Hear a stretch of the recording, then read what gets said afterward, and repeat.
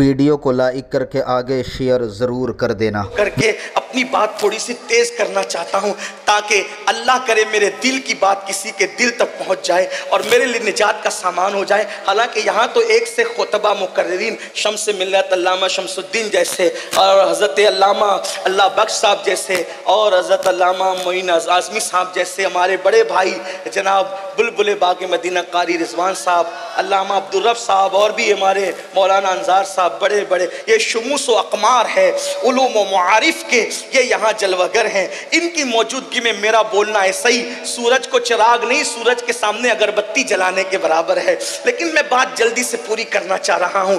تو غربت کے لیے ایک تو زکوٰۃ ہو گئی، دوسری چیز آج مسلمانوں کی فکر یہ بن گئی کہ زکوٰۃ ہی میں سب نپٹانا چاہتے ہیں 2.5% میں، اس کے لیے بھی زکوٰۃ لے لو، اس کے لیے بھی زکوٰۃ لے لو، اس کے لیے بھی للہ رقم بھی تو نکالو، صدقہ نفلی صدقہ بھی تو نکالو۔ حدیث پاک میں آتا ہے تمہارا نفلی صدقہ جب تم کسی کو دیتے ہو، نفلی زکوٰۃ تو مستحقی کو دی جائے گی ورنہ ادا نہیں ہوگی، لیکن نفلی صدقہ سب کو دیا جا سکتا ہے۔ جب ہم نفلی صدقہ دیتے تو اس کی فضیلت یہ ہے کہ جس کو نفلی صدقہ دیتے ہو اس کے ہاتھ میں بعد میں آتا ہے، پہلے وہ اللہ کے دست قدرت میں پہنچتا ہے۔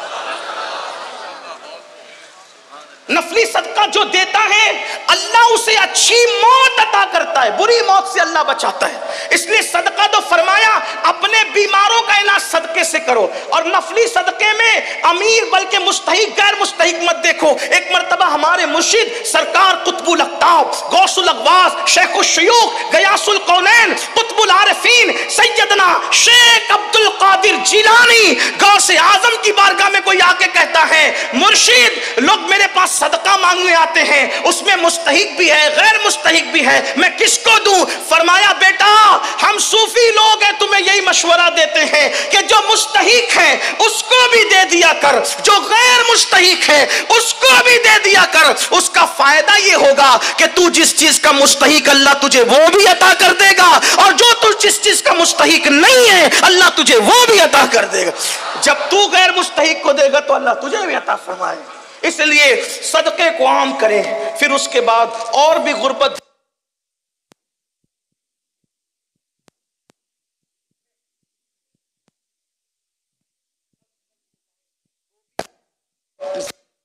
خربوں میں نکلے گی، خربوں میں، لیکن بس صحیح تقسیم کی ضرورت ہے۔ خدا کرے اللہ ہماری قوم کو شعور دے۔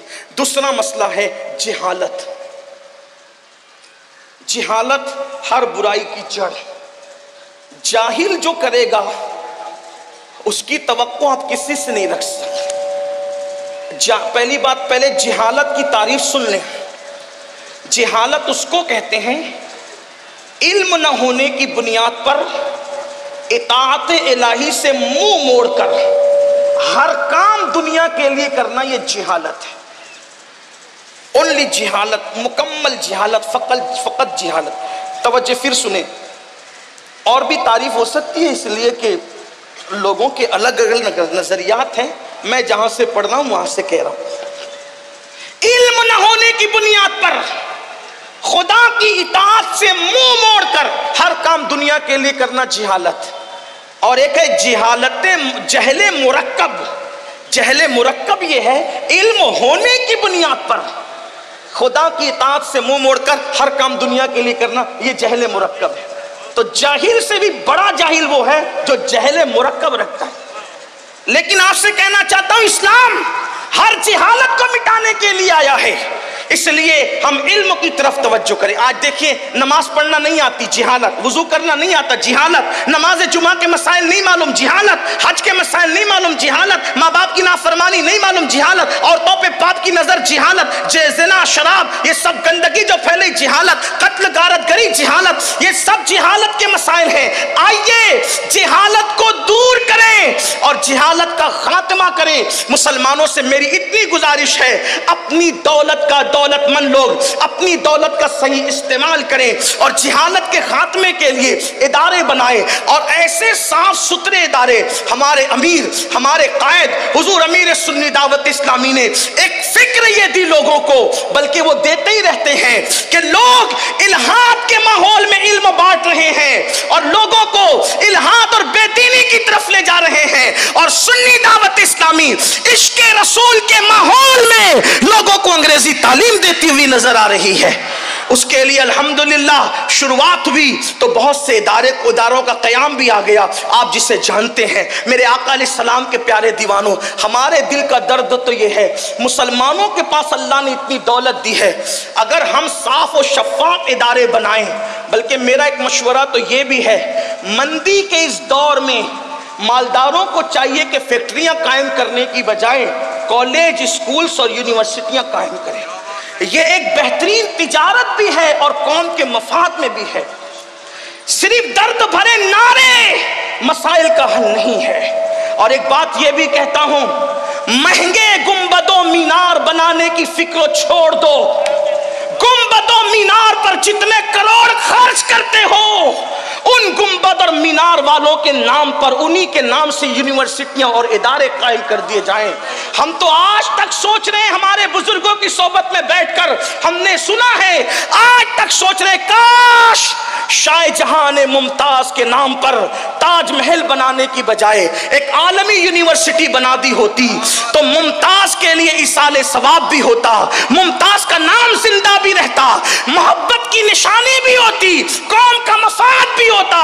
لیکن اس نے نرا تاج محل بنایا، آج وہ سونا سونا پڑا ہوا ہے اور رات کے اندھیرے میں وہ تاریکی میں ڈوب تو جاتا ہے۔ شاہ جہاں کا نام تو ہوا، میں کوئی مفتی نہیں کہ کوئی اس فقی حکم بیان کروں، ایک سگے بارگاہ غوثیت ہوں، بلکہ سگانے سگے در ہوں، اللہ اکبر۔ لیکن آپ سے پوچھنا چاہتا ہوں، اب جو غلطی ہمارے اگلے کر چکے اب ہم نہ کریں، اپنے بچوں کے مستقبل کے لیے اداروں کا قیام کریں، اور ادارے بھی رسمی نہ ہو، بلکہ آپ سے کہنا چاہتا ہوں ادارے رسمی نہ ہو جہاں صرف سرٹیفکیٹ نہ بٹتا ہو، بلکہ جہاں واقعی انسان بنائے جاتے ہوں، کیونکہ میرے آقا روئے زمین پر اچھی عمارتیں بنانے نہیں آئے تھے، بلکہ میرے آقا روئے زمین پر اچھے انسان بنانے آئے تھے۔ صفا کے چبوترے پہ بیٹھ کر رسول اللہ نے جو انسان بنائے، آج اس کی مثال زمین پر نہیں ملتی۔